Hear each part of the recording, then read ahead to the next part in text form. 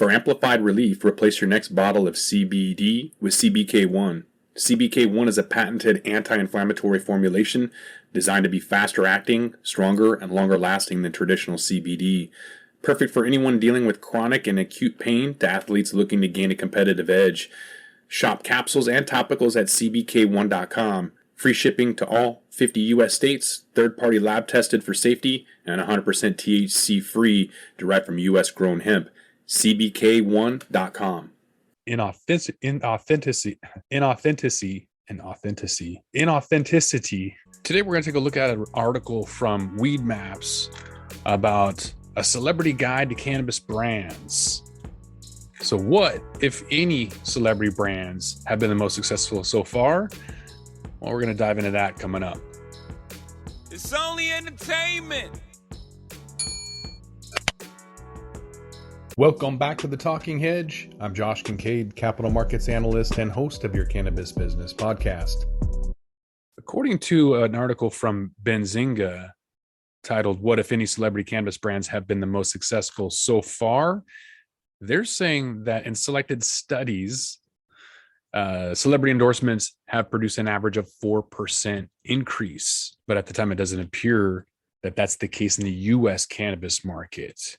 So at the end of the day, it's about dollars and cents. So taking a look at Seth Rogen's Houseplant, he cracked California's top 100 sellers list in 2021, coming in at number 91 with just $9.3 million in sales. Brands like Marley Natural, they only had 4.3 million. Be Real had 3.6 million. Jay-Z had 700,000. There's people like Willie's Reserve, founded in 2015. The Willie Nelson-backed brand, sold in Arizona, California, Colorado, and Nevada, was a top 50 seller in the Colorado market. Notice they didn't say anything about Washington because they had to get out. Nobody was buying it. Nobody cares. And I don't think anybody does care long term. So, Stizzy's has really good branding. They, from what I could tell, aren't using wrappers necessarily, but Exhibit, his grenade the grenade itself will sell just fine. I don't think Exhibit is really helping. He might be a part of the maybe 4% increase, which is negligible. They give you 10% off for just signing a credit card or give you a free t-shirt or whatever. So 4% is literally nothing. So people like Willie Nelson having to leave Washington, nobody cares. Burner has a brand and he's able to talk about it. And I think through maybe clothing and the culture. And I know I'm not making myself very clear when I say that as a rapper, nobody cares, but yet it's still part of that culture. And he's able to talk about cookies maybe a little bit. I don't really listen to Burner at all. And I don't think a lot of people do. That's kind of my point, is that he's not that influential on the rap scene. He's got a good crew that people follow, but it's more the social media. It's more of the branding. It's more of the clothing. It's more the culture. Not really, like, look at his album sales. It's not as impactful. And yet Cookies, for example, is going global, worldwide, one of the best brands, and trailblazing more than people that have been around for a long time, like Willie Nelson, who had an opportunity to do it and just couldn't really keep up with the culture. I would say the same thing about Snoop. A lot of his products, Leaf by Snoop, nobody cares unless you're going to come with something. And I've had a vape pen from Stizzy, wasn't very good. I've had a blunt from Cookies, it was terrible. So unless that branding is really, really strong, I don't think a lot of people are going to come back paying a premium for something that's not that good. Some of these celebrities you don't even really know about, like Can, the infused beverage company in California, backed by a host of celebrities like Gwyneth Paltrow, Baron Davis, Rebel Wilson, Ruby Rose, Darren Criss, a whole bunch of other people. And maybe you know that, maybe you don't. They're just trying to get in on the next wave because they see the money behind it. They don't necessarily need their name in front because that could flop and then work against them. The co-founder of BDS Analytics said that brand awareness and brand loyalty are emerging among the cannabis consumer base, but celebrity brand status is less important to consumers. I would absolutely agree with that. Celebrity connection with cannabis and consumers is essential. If buyers sense inauthenticity, then sales may be hard to come by. Once these celebrities can advertise traditionally, they're going to be able to pull in a lot more people. And I think that's why Cookie's been able to do it through the culture uh, of clothing and shoes and hoodies specifically. The hoodies, the hats, everything is kind of just bringing that in. You could see that a little bit with Tyson, but Mike Tyson doesn't have, he definitely rebranded himself, but he is polarizing, like with the whole ear thing when he is selling edibles with a chunk of the ear out that he bit from Evander Holyfield's. That still pisses off a lot of people for whatever reason.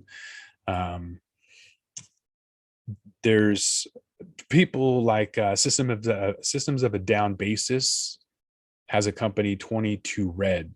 Once the quality of that product and lifestyle of that product can be advertised so that people can grasp onto that lifestyle, I think that's when a lot of these could really resonate with folks in the same way that Snoop Dogg is able to do that with Corona beer. He's able to advertise hanging out on a beach. You can't really get to the masses like that without traditional markets, and that's not really available yet. So I think these folks, through social media can work, but you have to have, the right combination. Back to the celebrity brand cannabis in 2022, we've got Ricky Wilson with Heisman. This is part of that whole culture where he could go online and talk about using sativas for a morning workout or whatever, and get his branding behind that.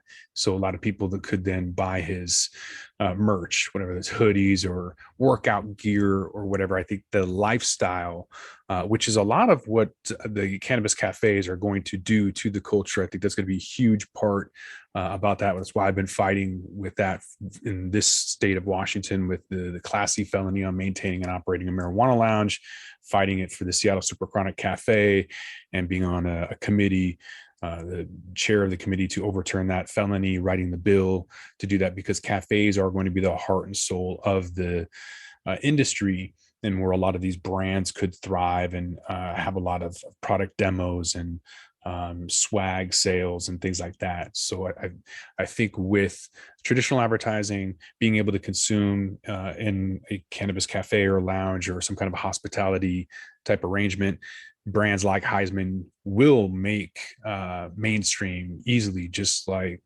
a Corona. I was going to say Budweiser, but just because they're big doesn't mean they're good. And I don't really drink Corona either, but I'm talking about the marketing is spot on with the lifestyle brand that cannabis is well known for. No secret, the basketball loves their cannabis just like football, but a lot more basketball players are known for cannabis. Al Harrington with Voila, no different on that front. So how he makes it, I'm not really sure. I'm not sure what his relevance is, in the NBA crowd. I've met him in Portland a couple of times. Him and his daughter were in Vancouver, BC as well.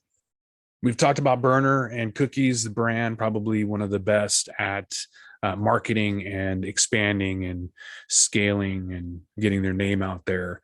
Definitely trailblazing. A lot better than some of the MSOs even. It's interesting that Be Real waited so long to get his Insane and Dr. Green Thumb brands out there.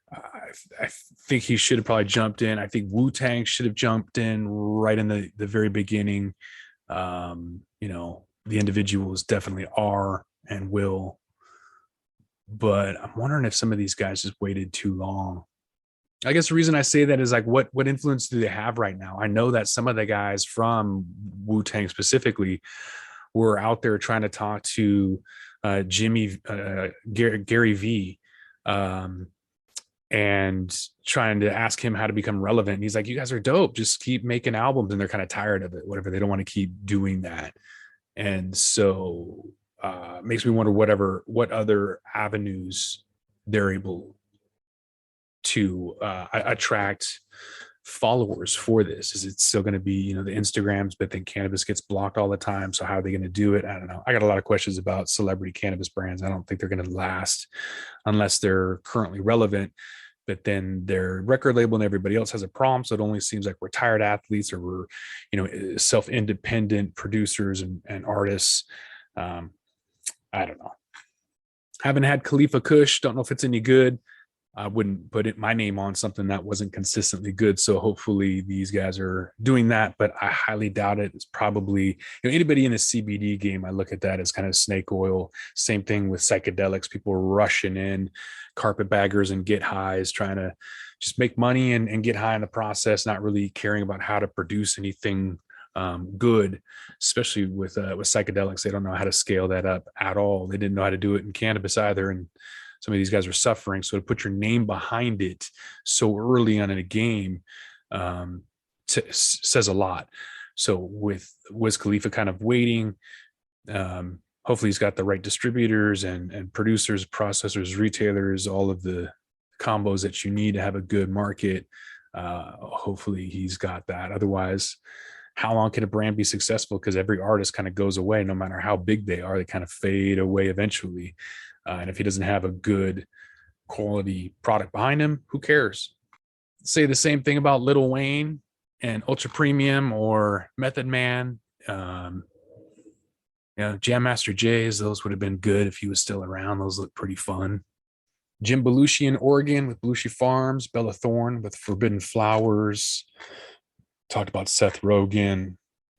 Ultimately, it's going to influence a lot of people. Look what they're doing with codeine and cough syrup. I mean, stupid people will eat Tide Pods, right? There's dumb people everywhere that will do stupid stuff, including smoking terrible cannabis. So I have no doubt that they have influence. I just don't think it's enough of an influence from, marketing, branding, sales perspective. Yes, people will run out and go do it as a trend, but will it be long-term as a company, as a brand? No, I don't think so. But let me know what you think. With that, we're going to roll this one up. I'm Josh Kincaid. This is The Talking Hedge. Don't forget to like, share, and subscribe, or don't, and I'm out. Don't forget to smash that like button on your way out and check out these other videos that we've got.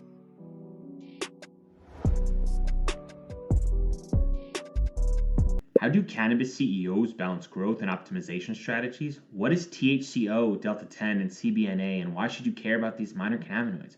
And why isn't the endocannabinoid system covered in medical school? Most people think they're up to date in trends in the cannabis industry, but they're about 6 weeks behind. Learn about what is truly next in the cannabis space by joining myself, Brian Fields, and Kellen Finney every week on the Dime Podcast, and of course, on PodConnects.